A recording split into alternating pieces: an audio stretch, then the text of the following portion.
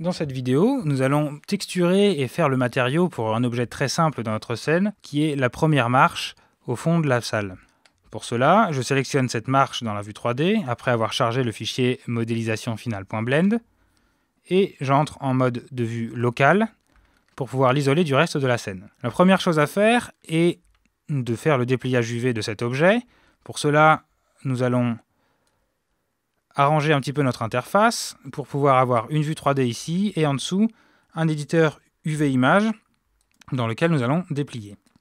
Pour déplier, c'est très simple, il suffit d'entrer en mode d'édition, de cliquer sur U et de choisir Smart UV Project. On ne touche à aucun des paramètres et automatiquement Blender nous génère ce dépliage UV. Nous allons ouvrir notre texture en créant Open et en allant chercher les textures que nous avons téléchargées pour choisir Woodfine 0016M. Nous voulons maintenant voir le résultat de notre dépliage UV en temps réel dans la vue 3D. Pour cela, dans Cycles, il n'y a pas le choix, il faut créer un matériau de base avec la texture UV appliquée sur cet objet. Nous allons encore réorganiser notre interface en gardant la vue 3D, comme ceci. Ici, je passe en vue locale. Et au-dessus, cette fois-ci, je vais me mettre un éditeur nodal pour créer mon matériau dans Cycles. Je clique sur New ici et je choisis Marche, comme ceci.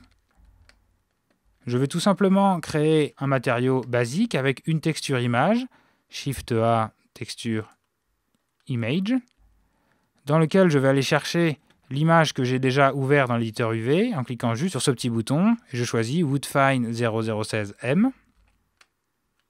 J'utilise les informations de couleur de cette carte de texture comme information sur mon shader diffuse. Pour l'instant, le shader diffuse n'a que peu d'importance. Ce qui nous intéresse, c'est surtout le fait d'utiliser une texture image avec des coordonnées de type UV.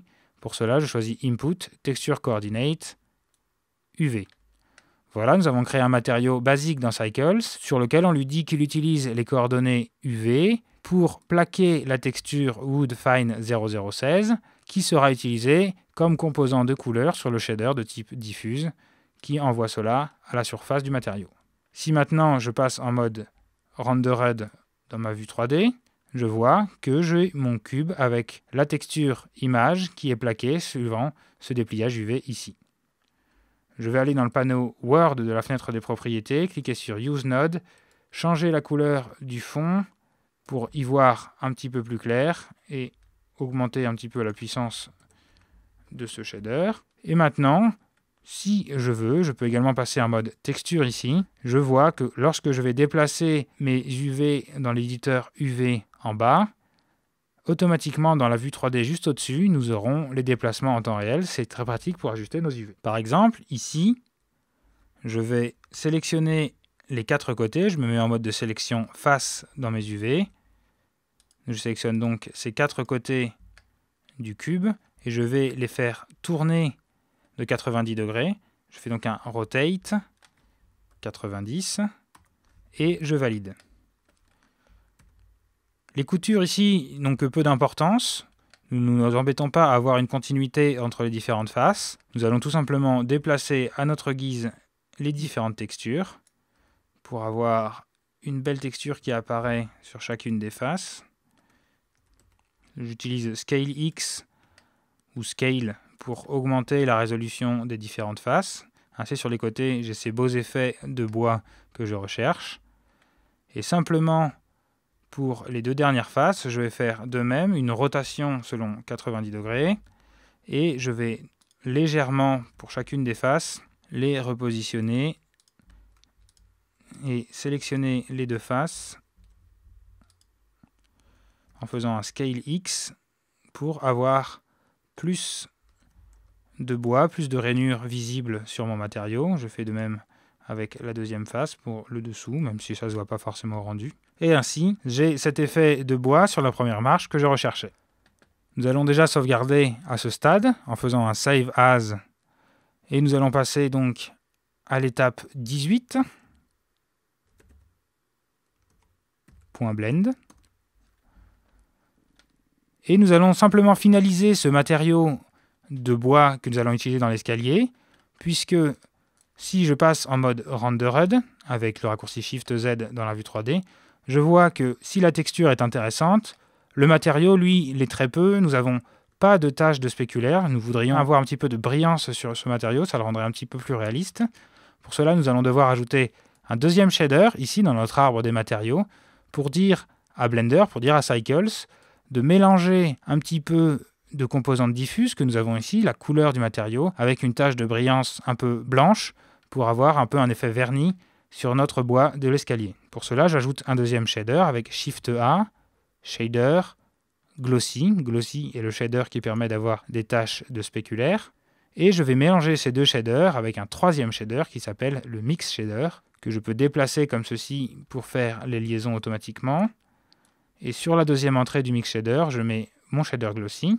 Et tout de suite, dans la vue 3D, j'ai le résultat en temps réel, où je peux voir que mes deux shaders sont maintenant mélangés à hauteur de 50% chacun. Je vais augmenter la dureté des taches de spéculaire sur mon objet, comme on peut le voir ici.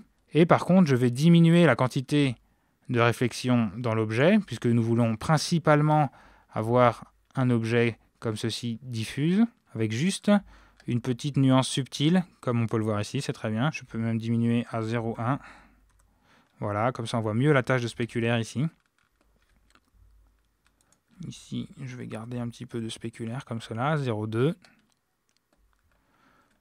Je vais tricher un petit peu et créer une carte de relief à partir de cette image.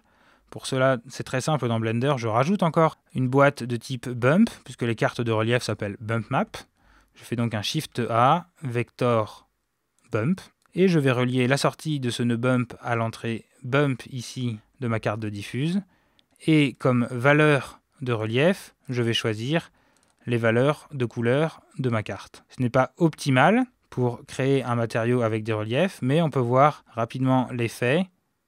Et en augmentant, nous voyons un petit peu qu'il y a du relief qui est créé, qui accroche un petit peu la lumière sur notre matériau. C'est assez intéressant, c'est peut-être un tout petit peu trop. Je diminue la puissance, je vais la mettre à 0,4, comme ceci. Et ainsi, je me suis créé un beau matériau pour l'escalier avec du bois bien déplié. Il ne nous reste plus qu'à sauvegarder. Toujours étape 18.blend. Et nous allons passer aux autres parties de l'escalier.